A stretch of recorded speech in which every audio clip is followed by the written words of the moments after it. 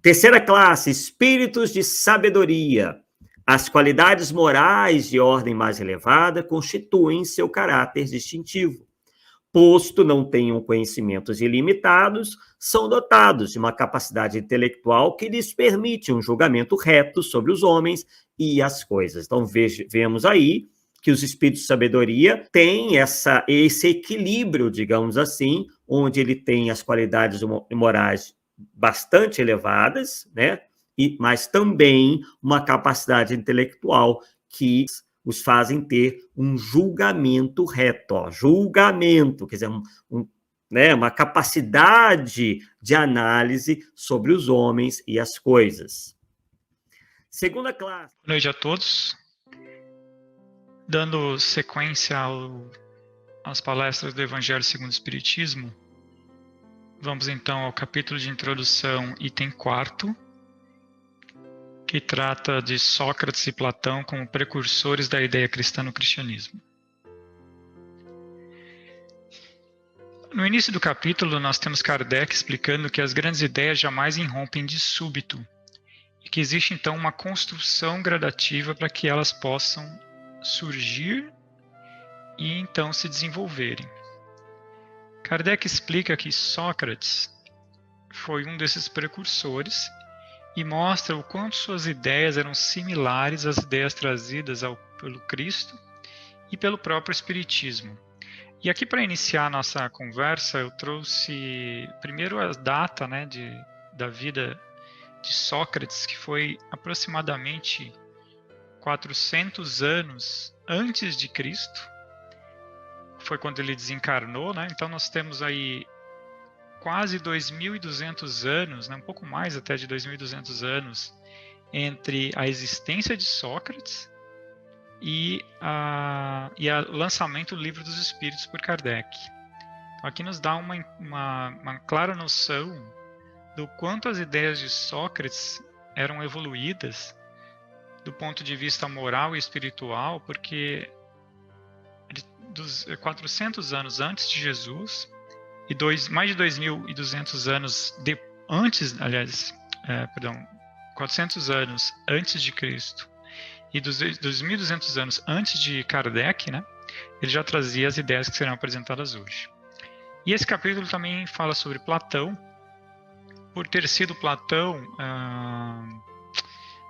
um aluno de Sócrates e sendo ele responsável por escrever, né? Então Kardec faz alguns comentários dizendo, por exemplo, que assim como Cristo, né, o Sócrates nada deixou escrito, porém ele teve, assim como os apóstolos foram os responsáveis por escrever, né, suas palavras e seus ensinamentos, o Sócrates também teve em Platão aquele que traduziu e escreveu os seus ensinamentos. Assim como Cristo teve uma morte entre os criminosos, vítima do fanatismo por haver atacado as crenças que encontrara e colocando a virtude real acima da hipocrisia e do simulacro das formas. Assim como a doutrina de Jesus, só a conhecemos pelo que escreveram seus discípulos, Sócrates também pelo seu discípulo Platão, conforme já foi dito. Kardec esclarece que, uma vez que a luz se mostra, né, quando nós estamos preparados para ela, né, então a espiritualidade superior, regida por Jesus, trouxe as informações para abrir os olhos da humanidade. Chegou o tempo de se considerarem as coisas de modo amplo e elevado, não mais do ponto de vista mesquinho e acanhado dos interesses. Então, a partir do momento que nós temos o conhecimento trazido pelos espíritos, nós quebramos aquela individualidade do conhecimento ou a personalização do conhecimento. E isso é um elemento bastante importante que a religião espírita, né, aliás, o conhecimento espírita pôde proporcionar a todos nós. Bom, e como então falava Sócrates e Platão, né, Platão através dos conhecimentos trazidos por Sócrates. Item primeiro, né? O homem é uma alma encarnada, olha só o que ele dizia. Antes de sua encarnação existiam unidas aos tipos primordiais de ideias do verdadeiro e do bem e do belo. Separa-se deles encarnando e recordando seu passado, é mais ou menos atormentada pelo desejo de voltar a ele. Então, quase 500 anos antes de Jesus, né, se pegarmos aí no meio de sua existência, Sócrates já afirmava que o homem é uma alma encarnada. Ele também dizia: a alma se transvia e perturba quando se serve do corpo para considerar qualquer objeto. Tem vertigem como se estivesse ébria, porque se prende a coisas que estão por sua natureza sujeitas à mudança. Ao passo que, quando contempla a própria essência, dirige-se para o que é puro, eterno e imortal. E aí ele esclarece que, sendo a alma dessa natureza, né, da natureza da imortal e pura, permanece ligada por tanto tempo quanto possa. Cessam então seus transviamentos, pois que está unida ao que é imutável, que esse estado da alma se chama sabedoria. Olha só como ele nos descreve este conhecimento. Kardec comenta que existe já uma visão bastante clara dele, né, ao contemplar a visão do alto, ou seja, do ponto de vista espiritual. O verdadeiro sábio, esclarece Kardec, então, de qualquer maneira, a isolar a alma do corpo, para ver com os olhos do espírito, isto é, o que ensina o Espiritismo. Então, já existe essa similaridade do conhecimento, né?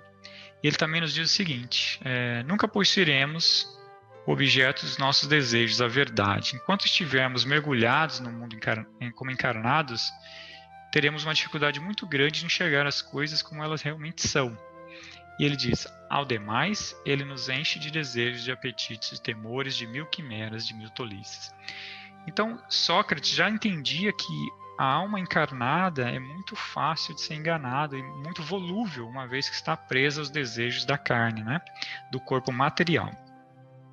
E ele afirma: só a conheceremos, né, a verdade, após a morte, libertos da loucura do corpo. Conversaremos então, lícito é esperá-lo, com homens igualmente libertos, e conheceremos por nós mesmos a essência das coisas. Então ele coloca que, uma vez libertos da matéria, poderemos conversar entre nós, né, todos nós espíritos libertos, e aí sim discutirmos de forma mais clara. E ele diz: essa é a razão porque os verdadeiros filósofos se excitam em morrer, e a morte não lhes afigura de modo nenhum temível. Então, nós também sabemos, né, que os espíritas, quando bem o compreendem a visão do mundo real, né, o mundo espiritual, não temem a morte, porque sabem que essa vida que nós vivemos é apenas parcial, né? E ele diz o seguinte: não são as almas dos bons, são, porém, a dos maus que se veem forçadas a vagar por esses lugares.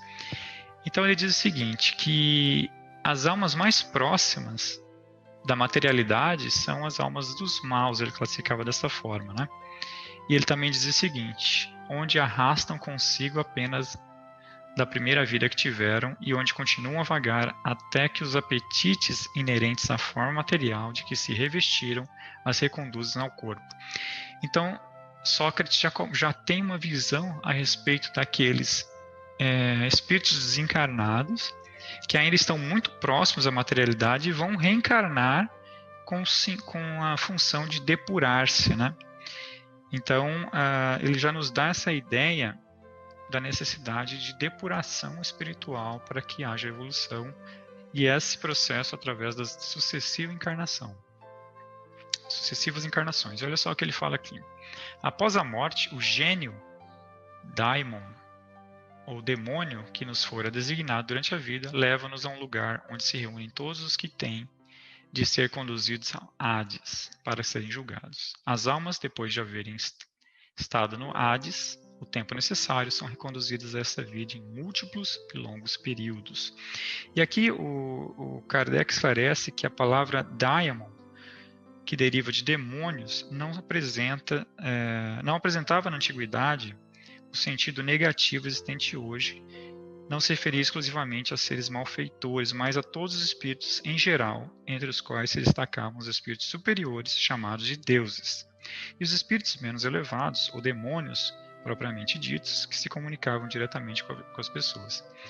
Então, olha só que interessante, né? Naquele tempo, a palavra daimon não se referia a demônios, seres do mal, né, como hoje nós entendemos, mas a todos os seres que se situavam entre o divino e o mundo material. Podemos dizer que todos os elementos de transição, todos os espíritos em evolução, ou aqueles mais próximos da Terra, se encaixariam nessa descrição trazida por Sócrates. E aqui ele nos diz: a preocupação constante do filósofo é a de tomar o maior cuidado com a alma, menos pelo que respeita a esta vida, que não dura mais do que um instante, do que tendo em vista a eternidade. Desde que a alma é imortal, não será prudente viver visando a eternidade? Então aqui é interessante que ele nos dá mais uma amostra do conhecimento, né, e o quanto ainda não evoluímos, né, e olha só que Sócrates está falando aqui, há 2.200 anos atrás, né, devemos focar na vida espiritual e menos no corpo, e menos na matéria, né, afinal de contas ele indaga, né, se a alma é imortal, não seria prudente então trabalharmos visando a eternidade? E aqui ele nos diz o seguinte: se a morte fosse a dissolução completa do homem, muito ganhariam com a morte os maus. E aqui é claro, né? Porque se só existe uma vida, então qual o sentido da bondade? Qual o sentido de buscar evoluir? Se tudo vai terminar com uma existência só, né? E aí ele pondera mais: que guarnecer a alma não de ornatos estranhos, mas com os que lhe são próprios. Só esse poderá aguardar tranquilamente a hora da sua partida para o mundo. Para o outro mundo. Então aqui ele já pondera que aquela pessoa que vive uma vida menos preocupada com vícios ou com os interesses do corpo ou materiais, uma pessoa que vive mais focada na espiritualidade ou na evolução espiritual, na evolução moral, é uma pessoa que deve se preocupar menos com a partida dessa vida, né? Porque, é claro, já vai estar mais preparada para ser recebido no plano espiritual. E aqui Kardec nos pondera, trazendo um item da obra O Céu e o Inferno, dizendo o seguinte: somente o ser humano que se despojou dos vícios e se enriqueceu de virtudes pode esperar com tranquilidade o despertar na outra vida. Por meio de exemplos que todos os dias nos apresenta, o Espiritismo não mostra quão penoso é para o mal o passar desta a outra vida, a entrada na vida futura. Então, conforme vamos nos despojando dos males dos vícios, vamos tendo uma vida mais tranquila, e o despertar na próxima existência, na existência espiritual, vai ser mais leve, vai ser mais fácil, né? No item 10 do resumo da doutrina de Sócrates e Platão, Kardec nos traz a seguinte passagem: quando despida do corpo, ele aguarda. Quando despida do corpo, né, a alma aqui, referendada, ela aguarda evidentes os traços de seu caráter, de suas afeições e as marcas que lhe deixaram todos os atos de sua vida. Então aqui Sócrates já pondera que após a sua encarnação, terminada a sua encarnação, né, quando estamos despidos do nosso corpo material, guardamos ainda os traços e caráteres e afeições daquele que tínhamos em vida. E aqui é importante porque ele demonstra que o espírito continua levando os caracteres que ele tinha quando encarnado, né? Assim, a maior desgraça que pode acontecer ao homem é ir para o outro mundo com a alma carregada de crimes. Então ele pondera que aqui o criminoso vai levar todos os sentimentos e referências dos crimes cometidos para o plano espiritual. De tantas opiniões diversas, a única que permanece inabalável é a de que mais vale receber do que cometer uma injustiça. E aqui é uma das grandes máximas, né, que nós já conhecemos dentro do Espiritismo, né? Mais vale receber do que cometer uma injustiça. Kardec nos faz aqui uma ponderação sobre a máxima cristã que diz: se alguém vos bater em uma face, oferecei-lhe ainda a outra. Então, se nós estamos sofrendo uma injustiça, somos realmente privilegiados, né? Porque imagina se estivéssemos cometendo e adquirindo novos débitos kármicos. E aqui ele diz: não é inteiramente cristã essa máxima, né? Mais vale receber do que cometer uma injustiça. Se alguém vos bater numa face, apresentar-lhes também a outra. De duas uma, pondera Sócrates. Ou a morte é uma destruição absoluta, ou é passagem da alma para outro lugar. Se tudo tem que extinguir-se, a morte será como uma das raras noites em que passamos sem sonho e sem nenhuma consciência de nós mesmos. Todavia, ele diz, se a morte é apenas uma mudança de morada, a passagem para o lugar onde os mortos se têm de reunir, que felicidade de encontrarmos lá aqueles que nos conhecemos. E aqui tem uma passagem bem interessante, porque mesmo no momento de sua morte, né, quando Sócrates foi obrigado a tomar o veneno, né, ele pondera, né, aos seus juízes: o meu maior prazer seria examinar de perto os habitantes dessa outra morada e distinguir lá como aqui os que são dignos dos que se julgam tais e não o são. Mas é tempo de nos separarmos, eu para morrer e vós para viverdes. Então você repara que não havia uma aflição em Sócrates, mesmo lidando com um julgamento, né, que o condenaria à morte.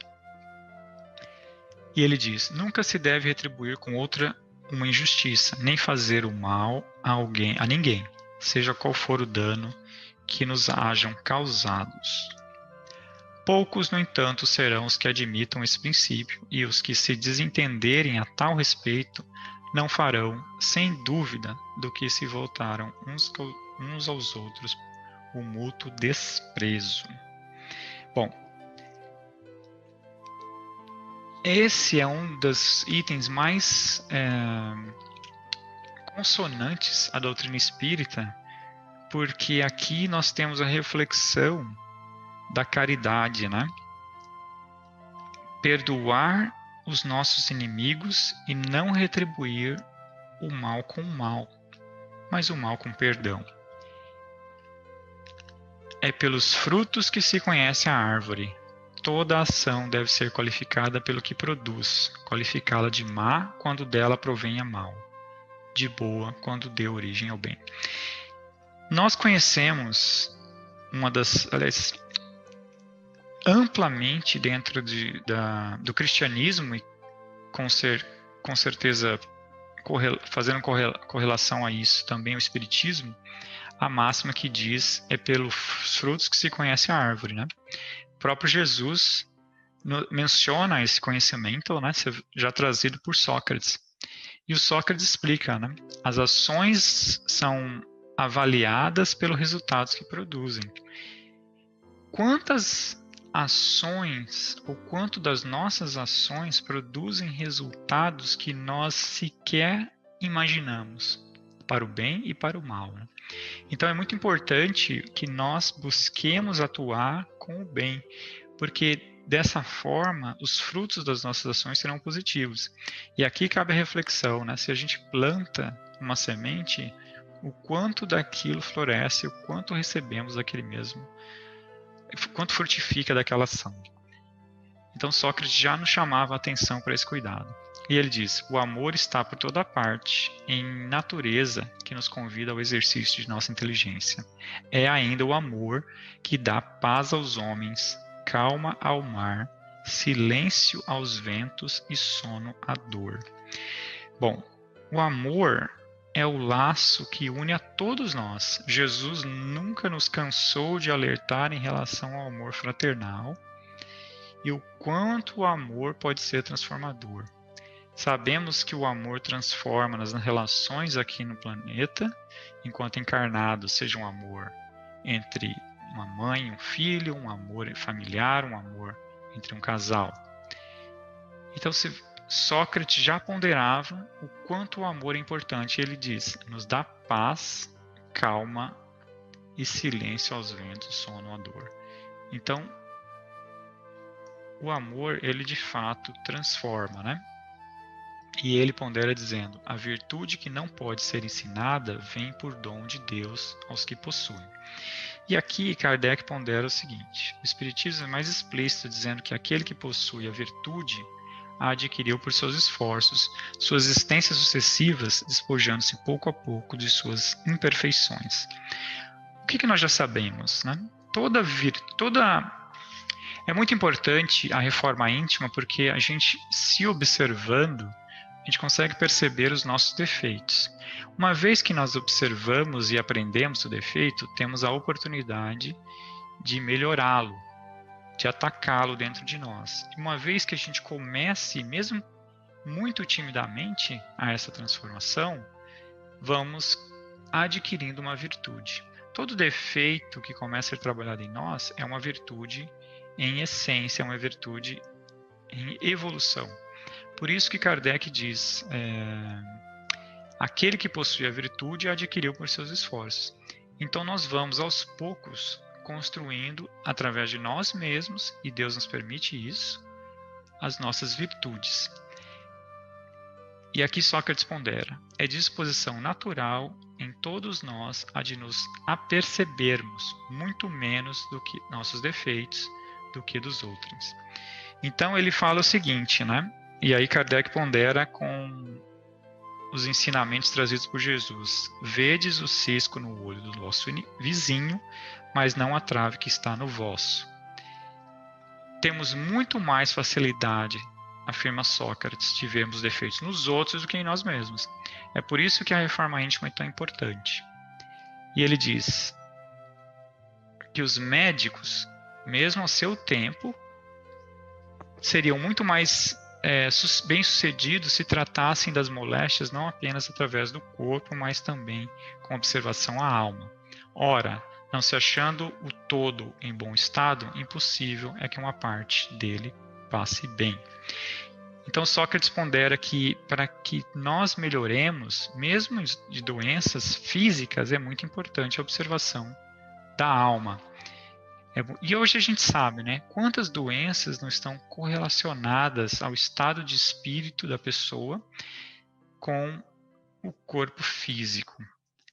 Ajuizado serás, não supondo que sabes o que ignoras. E esse é o último item trazido por Kardec, e é de fato extremamente importante, sobretudo nos dias de hoje. Ele diz, ajuizado serás, não supondo que sabes o que ignoras.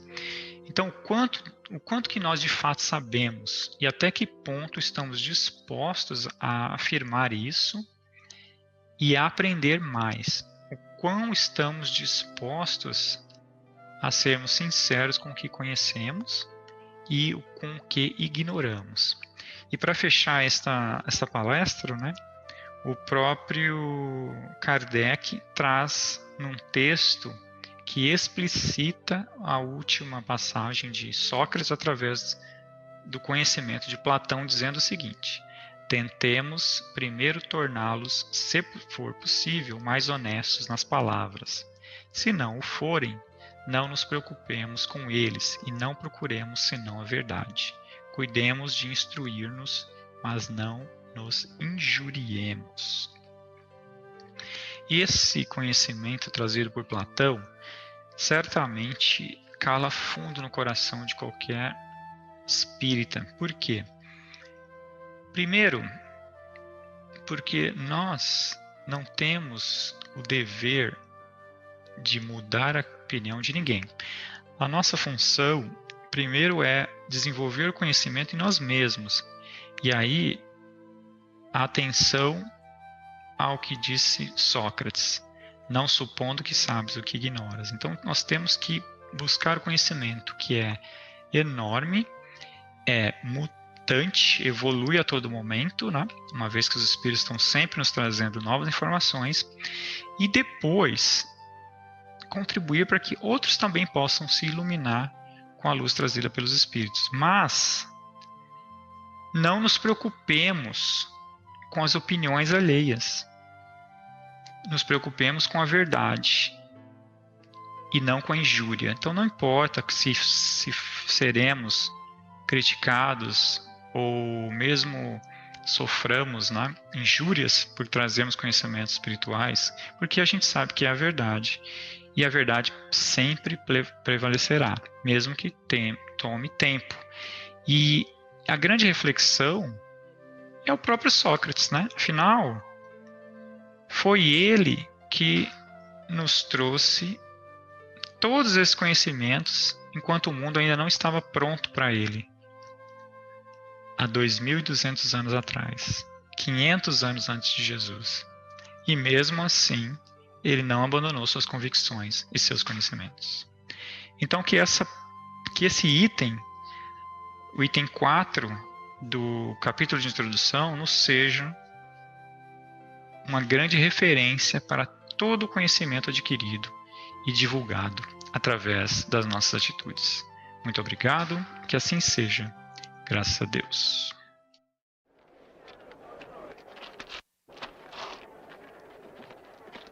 Ehi, dimentichi la tessera. Senza questa non avrai i 3 oboli che ti spettano alla fine del processo.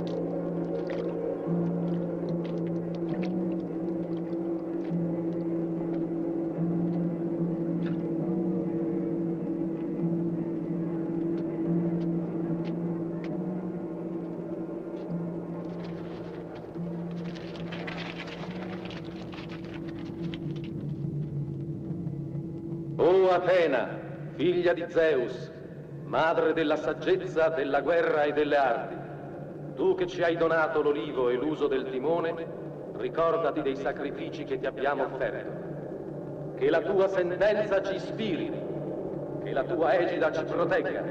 O tu Atena la valorosa, o tu Atena la dea invicta.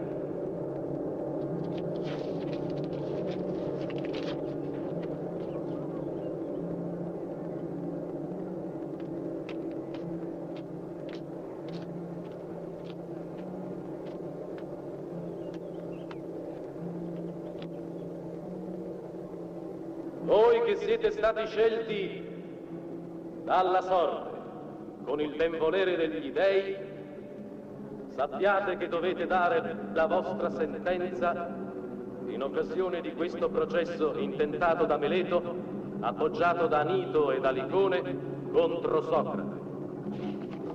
Meleto, figlio di Meleto, accusa Socrate, figlio di Sofronico, dei crimini seguenti. Primo, Socrate non crede negli dei di Atene. Secondo, Socrate propone nuove credenze. Terzo, Socrate corrompe la gioventù. L'accusatore domanda la pena di morte. La parola è al primo accusatore.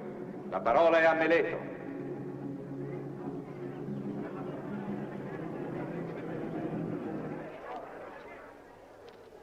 Io non sono stato spinto da interessi personali venendo davanti a questo tribunale per accusare il nostro concittadino Socrate del crimine di impietà.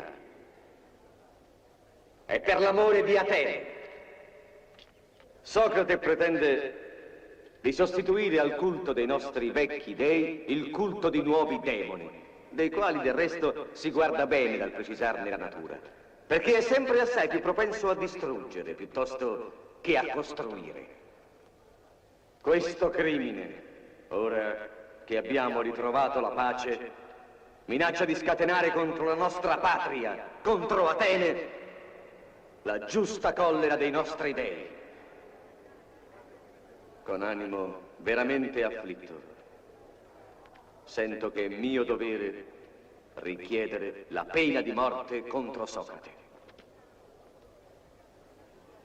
L'esistenza stessa di Atene è nelle vostre mani. Hai sentito? E dice che non è spinto da considerazioni personali. La parola è ad Anito.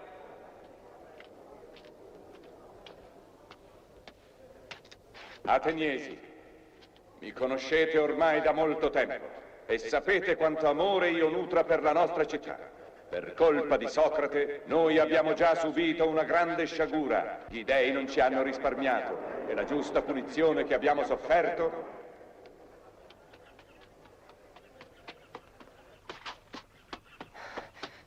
Vengo dall'Agorà. Meleto ha fatto un brutto discorso, la gente non lo prendeva sul serio. Ed è per questo che vi dico, ateniesi, nessuno deve qui dettare la vostra condotta.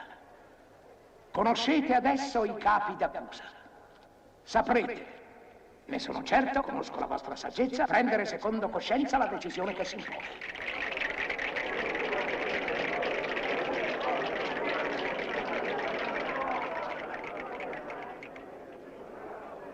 Abbiamo sentito gli accusatori. La parola è adesso all'accusato. La parola è a Socrate.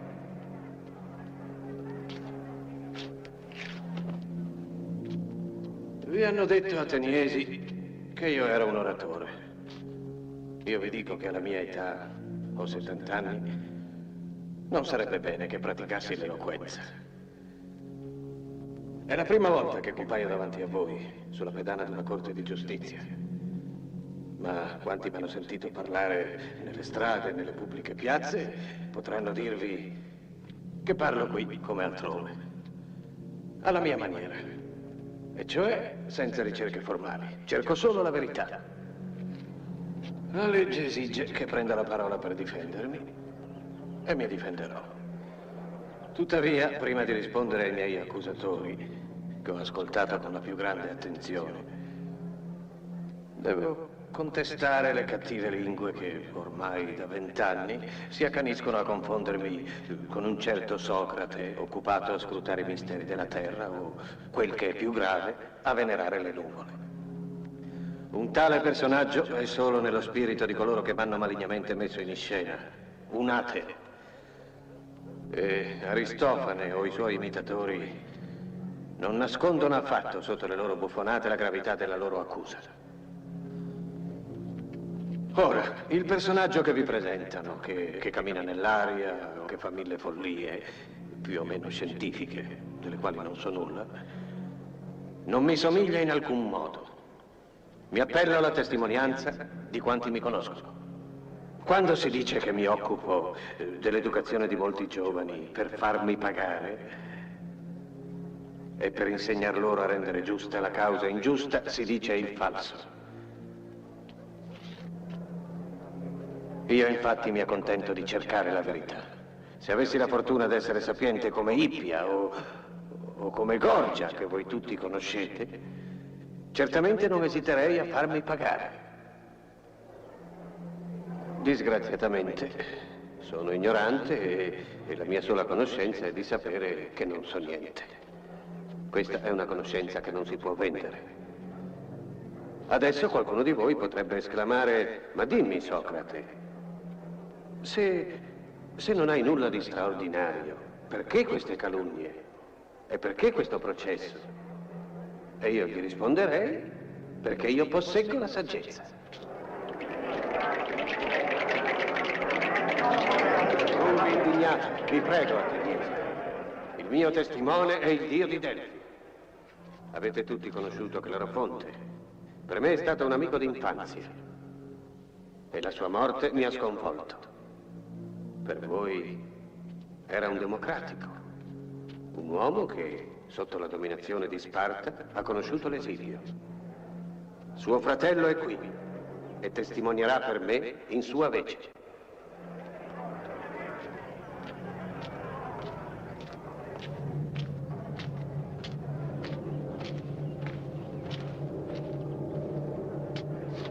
A Delfi, mio fratello Clerofonte domandò alla Pizia se vi era al mondo qualcuno più saggio di Socrate. La Pizia gli rispose che nessuno al mondo era più saggio di lui.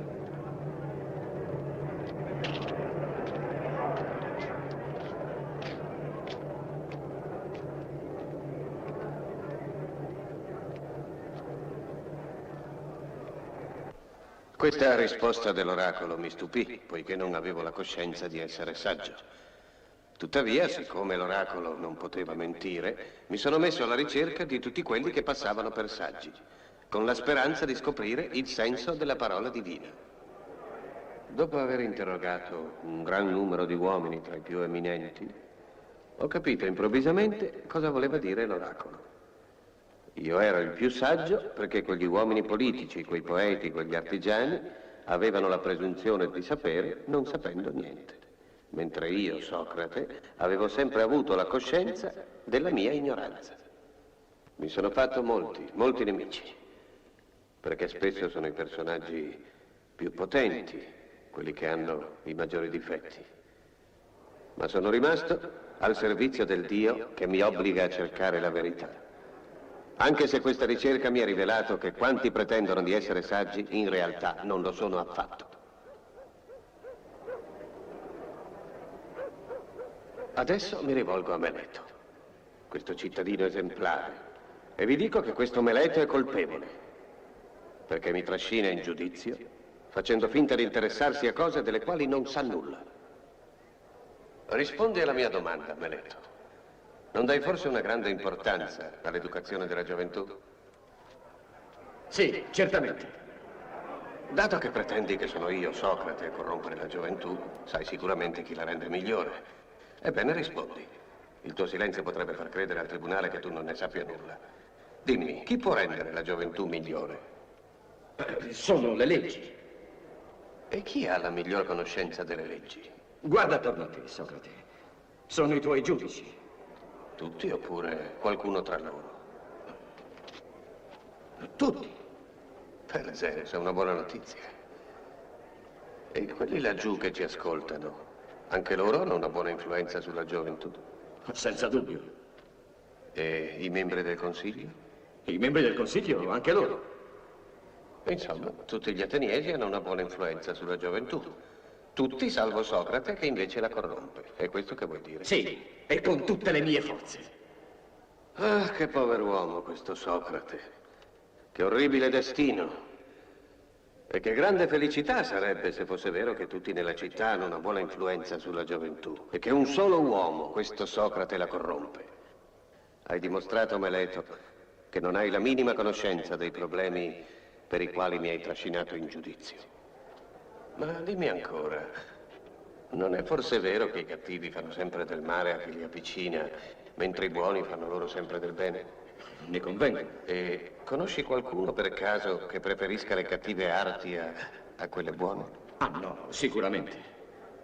Accusandomi di corrompere la gioventù, vale a dire accusandomi di renderla cattiva, pretendi che la corrompo volontariamente o involontariamente? Volontariamente, questo è più che sicuro. Come sarebbe a dire, Meleto? Tu sai che i cattivi fanno del male a quanti li avvicinano e pretendi che alla mia età io non lo sappia? Tu credi dunque che rendendo cattivi quelli che mi circondano, io non so di espormi al pericolo di essere maltrattato da loro? No. O non corrompo la gioventù, oppure se lo faccio è senza volerlo, e in questo caso la mia colpa involontaria non è di competenza di questo tribunale. Ben detto, Socrate! Hai ragione! E anche immaginando che io corrompa la gioventù, come spieghi che questi giovani, oggi cresciuti, non siano qui a rimproverarmelo? Loro stessi, o almeno i loro padri, o i loro fratelli. Vedo Critone, padre di Critobulo, Adimante, padre di Platone, Lausania, padre di Antistene, e altri ancora. Perché non si scagliano contro di me? Perché non li hai chiamati a sostenere la tua accusa? Dici che corrompo la gioventù, incitando a non credere agli dei della città per seguire altre credenze. Pretendi che i miei dei non siano quelli della città o intendi dire che non credo a nessun dio? Affermo che non credi a nessun dio. A differenza degli altri uomini, non crederei dunque che la luna e il sole sono degli dei. Per Zeus, cittadini, egli non crede. Afferma che il sole è una pietra e che la luna è simile alla terra. Ma, mio povero Meleto, purtroppo tu mi confondi con Anassagora. E questa confusione non può piacere al tribunale, che è assai meglio informato di te. Tutti sanno che sono i libri di Anassagora che abbondano di tali proposizioni. E non sarei forse ridicolo di appropriarmi di idee che non sono le mie? Ma per tornare alla domanda che ti ho posto, è forse vero che non credo a nessun dio? Assolutamente vero. Dimmi, Meleto, è possibile credere alla realtà delle azioni umane senza credere alla realtà degli uomini? È possibile credere nell'equitazione, per esempio, senza credere all'esistenza dei cavalli? No? E ancora, si può credere alle manifestazioni di una potenza soprannaturale senza credere a questa stessa potenza? Si può credere agli atti degli dei senza credere agli dei? No, è impossibile. Ah, finalmente rispondi giusto. E allora ammetti che se credo alla manifestazione di una potenza soprannaturale, credo implicitamente all'esistenza di questa potenza. Cittadini ateniesi, l'accusa di Meleto non è basata che sulla calunnia. Questa calunnia può darmi la morte, ma davanti a lei non mi comporterò come un vigliacco.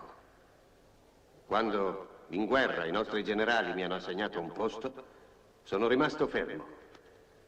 E se il Dio mi dà il compito di ragionare, non diserterò.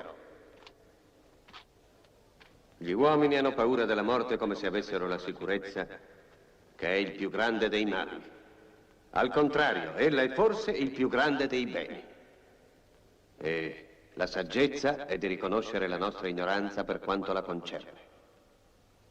Vi amo, ateniesi, ma più che a voi è al mio Dio che obbedirò. E poiché è Lui che me lo comanda, fino al mio ultimo respiro non cesserò di ragionare. Ascoltatemi. Per quanto concerne la mia vita personale, sono sempre stato di una negligenza che non è quella di ogni uomo comune. E se vi parlo come un padre o come un fratello maggiore, è perché il Dio che mi abita me lo comanda. Nessuno dei miei accusatori ha potuto dire che la mia sollecitudine mi abbia mai dato qualche profitto. La mia povertà parlerebbe per smentirli. Adesso potrà sembrare strano che, prodigando i miei consigli a ognuno, non oso mai in assemblea dare dei consigli alla città. Questo dipende da una manifestazione straordinaria che sempre si produce in me, una voce interiore che me ne distoglie ogni volta che voglio fare della politica. Questa voce d'altronde mi ha salvato la vita, perché se avessi fatto della politica sarei morto da un bel pezzo. E adesso, cittadini ateniesi, ho terminato il mio discorso. Non tenterò di ispirarvi pietà né tantomeno di strapparvi la soluzione. Ricordatevi semplicemente che il mio Dio mi ha messo qui per tenere la verità allerta. Se vi lasciate convincere dai miei accusatori, mi ucciderete. E il Dio, dopo la mia morte, non vi invierà più nessuno che difenda la verità. Vi immergerà in un interminabile torpore. Riflettete. E ora mi rimetto a voi, che giudicate secondo leggi che rispetto. E la vostra decisione sia la migliore per tutti noi.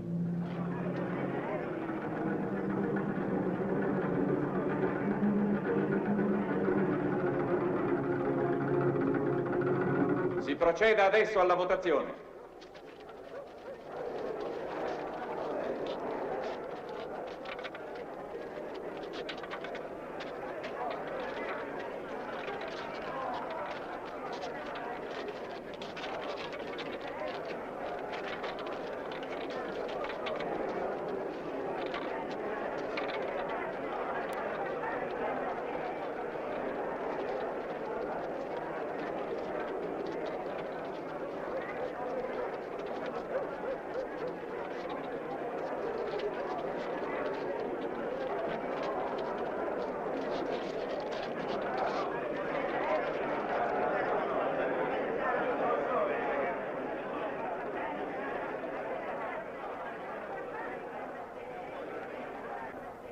Io sono sicuro che l'assolveranno. Non è possibile che lo condannino.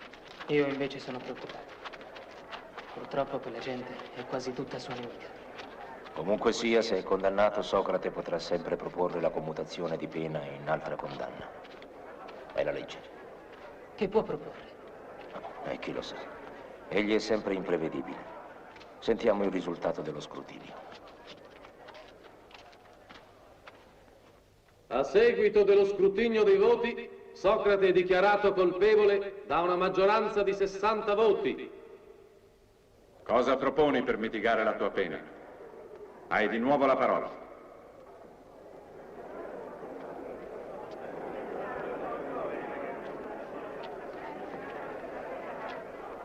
Ateniesi, non sono indignato per questo risultato. Mi meraviglio anzi di essere condannato da una così tenue minoranza. In quanto al castigo, Meleto propone la morte. A mia volta che pena proporvi, che pena affliggere a un uomo che ha sempre sacrificato la sua ambizione personale all'interesse dei suoi concittadini. Per essere giusti non bisogna castigarlo, ma al contrario accordargli qualche ricompensa. E parlo adesso come se si trattasse di un uomo qualunque e non di me, Socrate. Da un lato c'è l'uomo povero, che d'altronde deve continuare la sua opera. E dove si mettono i cittadini meritevoli perché invecchino al riparo dal bisogno? Dove si mettono i benefattori della città? Al Pritaneo. È dunque al Pritaneo che dovete inviarmi. Cerca di riflettere, Socrate, non provocare l'assemblea. Quest'uomo avvilisce la dignità del tribunale. E che proporre d'altro? Un'ammenda? Come dire la prigione a vita, giacché non ho denaro per pagarla. L'esilio? Alla mia età? Andarmene in terra straniera? Se i miei concittadini non mi sopportano, come potrebbero farlo degli stranieri? No, se si deve parlare secondo giustizia, reclamo quello che è giusto, che mi si alloggi e nutrisca al Pritaneo. La proposta dell'accusato è stata, secondo la legge, messa ai voti. La sua proposta è stata respinta. L'Assemblea chiede la pena di morte con 140 voti di maggioranza. L'esecuzione, come d'uso, dovrebbe aver luogo entro le 24 ore. Ma poiché la città è da ieri nel suo periodo annuale di purificazione, fino a quando la sacra nave che con il suo viaggio commemora la vittoria di Teseo sul Minotauro non sarà ritornata da Delo, ordiniamo che si soprassieda all'esecuzione. Socrate, se lo desideri puoi esprimere le ultime volontà.